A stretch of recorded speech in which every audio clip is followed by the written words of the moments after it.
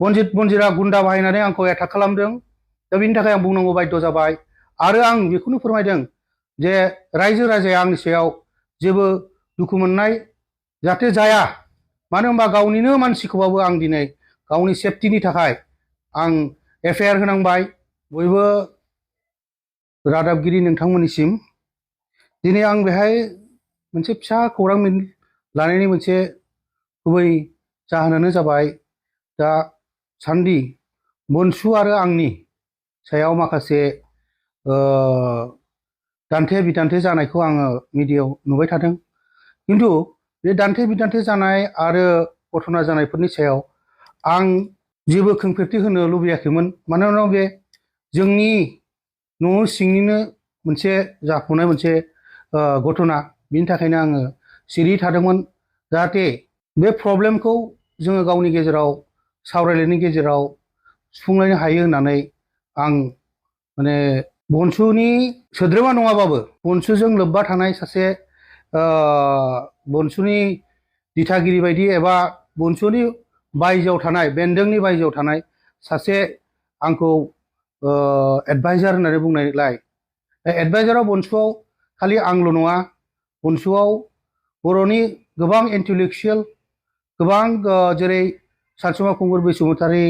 जायला कुमार ब्रह्म, मन कुमार ब्रह्म, आगुनि एक्स EM जेरै दावराव देख्रेब सार, जेरै अमर सिं सार आरो गोबां हिराचरण नार्जारि बिथांमोन बायदि बर'नि सानसुमै बिथांमोना बनसुनि जे दाफुंनाय बनसुखौ जोनोम होनायाव बिथांमोननि गोहोम दङ आरो बिथांमोनानो बे बनसुनि एडभाइजारमोन। किन्तु गेजेर समाव बनजित बनजिलनि आगुनि आफादगिरि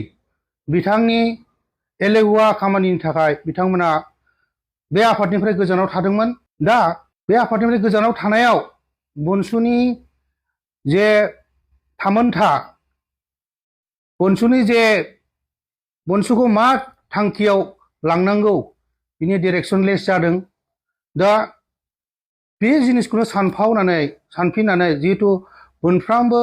डिस्ट्रिक्ट आनसलिकनि मेम्बार्स एबा दैदेनगिरिफ्रा जेब्लाबो कमप्लेन हरबाय थानायलाय आं सानसेखालि मिटिंखौ मा प्रब्लेम जामारदों होननानै सोंनानै लानाय जादों। दा सोंनानै लानायाव बिथांमोनखौनो आं हाउसआव डिसिसन लाहोदों। बिथांमोना दा बे डिसिसनाव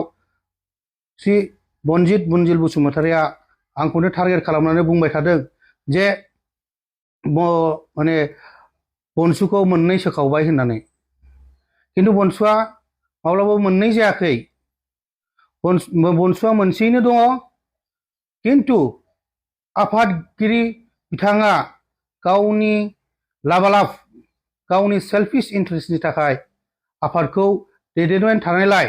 आफादानो गोबाव सावरायलायनायनि गेजेराव गोबाव दिन सावरायलायबाय थानायनि गेजेराव इन्टेलेक्सुयेलफोरनि एडभाइस लानानै बिथांखौ हाउसआसो डिसमिस खालामदों, बिथांखौ एक्सपेल खालामदों। बाहाय आंनि जेबो रल गैया। दा दिनै आं बुंनायनि मोनसे जाहोनानो जाबाय आं सिरि थादोंमोन। दिनै फुंनि 10:35 आंखौ बिसोरो एटाक खालामदों। बनजित बनजिरा गुन्दा बाहायनानै आंखौ एटाक खालामदों। दा बिनि थाखाय आं बुंनांगौ बाध्य जाबाय आरो आं बेखौनो फोरमायदों जे रायजो राजाया आंनि सायाव जेबो दुखु मोननाय जाहाथे जाया। मानो होनबा गावनिनो मानसिखौबाबो आं दिनै गावनि सेफटिनि थाखाय आं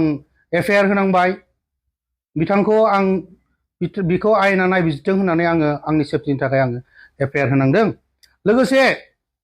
बिथाङा आंखौ एलिगेसन होदों जे आङो सिन्डिकेटआव इनभल्भमेन्ट दं, दावरिनि सिन्डिकेट। आं दावरिनि सिन्डिकेट जेबोखौनो बुजिया। दा बैहाय हाग्रामा महिलारि सारनिबो नाम लानाय नुनाय मोनदों आं। दा बेबो जोबोद दुखुनांथाव। मानो होनबा सिन्डिकेट होननाय बुस्थुआ बे जोंनि जायगानि बुस्थु नङा। बिसोरो दिल्ली मुम्बाइ बिसोर गोजौ लेभेलनिसो खामानि। दा बेफोराव जों बायदि फिसा मानसिया जेबो आखाइ थाया। दा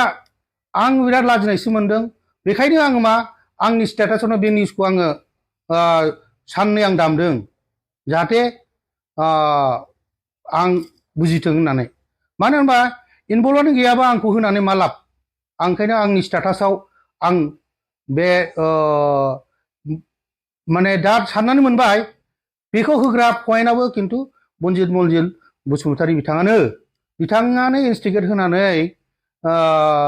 ND24 बे निउसाव बाजायदों रिपर्टआ फैबाय दा बेसेबां गोबाव नांबाय आंनोबो बेखौ मिथिनो थाखाय दा बेबायदि एथ' गाज्रि माने सासे मानसिनि इमेजखौ गावहा एक्सपेल जादों बेहाय आंहा मा लोब्बा दं आंखौ बेबायदि टारगेट खालामनानै बेबायदि एथ' गाज्रि गेम गेलेनो नाङामोन बे दुखुनि खोथा बयबो मिथिगौ बनजित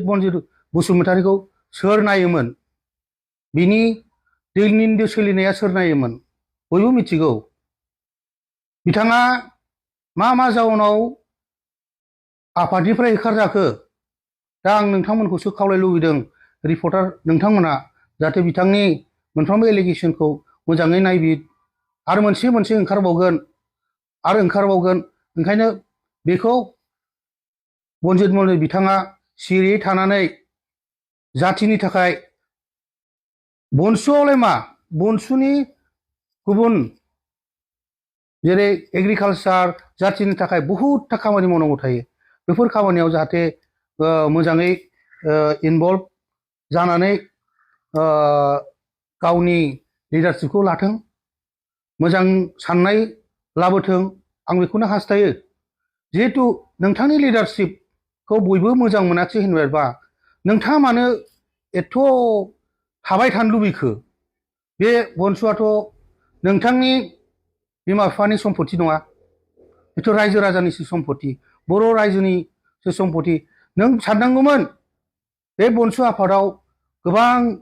सेंग्रा सिख्ला दङ बिथांमोननि भबिष्यतखौ मानो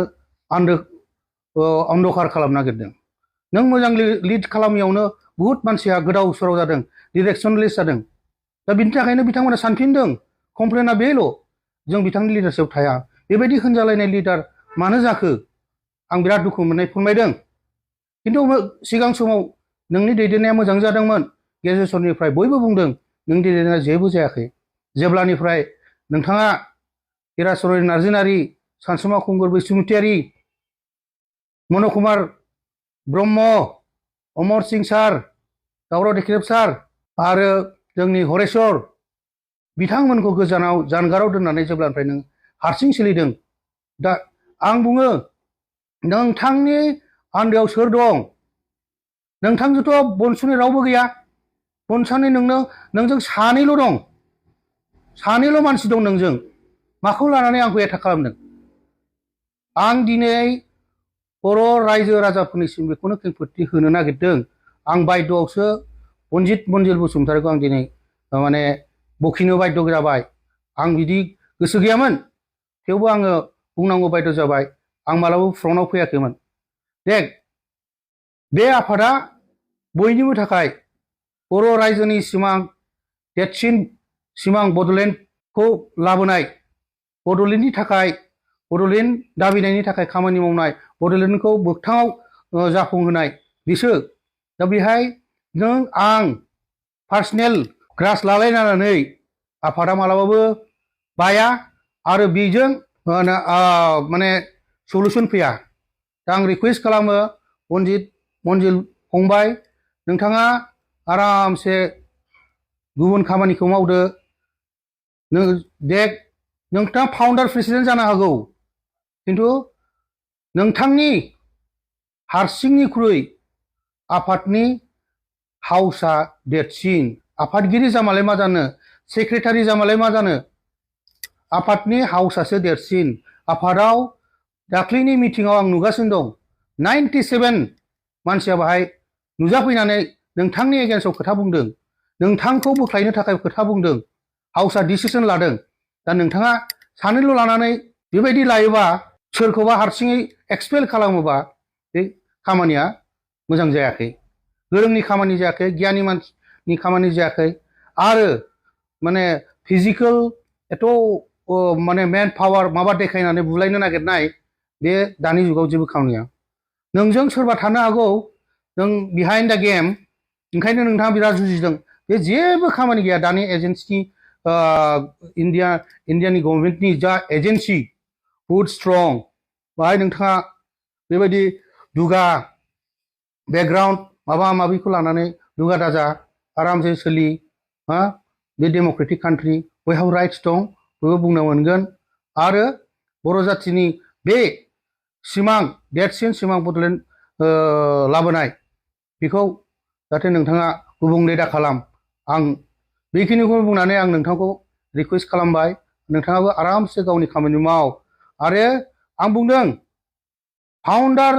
होननाय जिनिसा इजि स्टेप जब जाय आपेलनि जे गोदोनि जाय फाउन्डारमोन बिथाङाबो सानसे समाव आपेल बायदि कम्पानिनिफ्राय गावनो होखारजादों गावनो फाउन्डारमोन स्टेप जब बेबायदि मानसियानो जुदि होखारजायोबा दा नोंथाङा मालाय बिनि फाउन्डार होननानै बेनो आंनि सम्पति बिमा बिफानि सम्पति बायदि खालामनाया थिग जायाखै दिनै आंखौ होखारदों येस आं गोजानाव थादों आं बे डिसिसनाव गैया आं गोजानाव थादों खिन्थु सेंग्रा सिख्ला बिनि सोद्रोमाफ्रा आंनाव फन हरो येस आंखौ मोजां मोननायखाय आंजों एडभाइस लाफैयो खिन्थु आं बिनि अफिसियेल एडभाइजार नङा आं डाइरेक्ट बुंदों दा आं बेखिनिखौनो बुंनानै आंनि गोसो गैयाबाबो आं क्लेरिफिकेसन दिनै होबाय आरो माबाफोर गोरोन्थि जादोंबा आंखौ निमाहा होबानो जाबाय बर' रायजो राजा नोंथांमोना थेंक इउ गोजोन्थों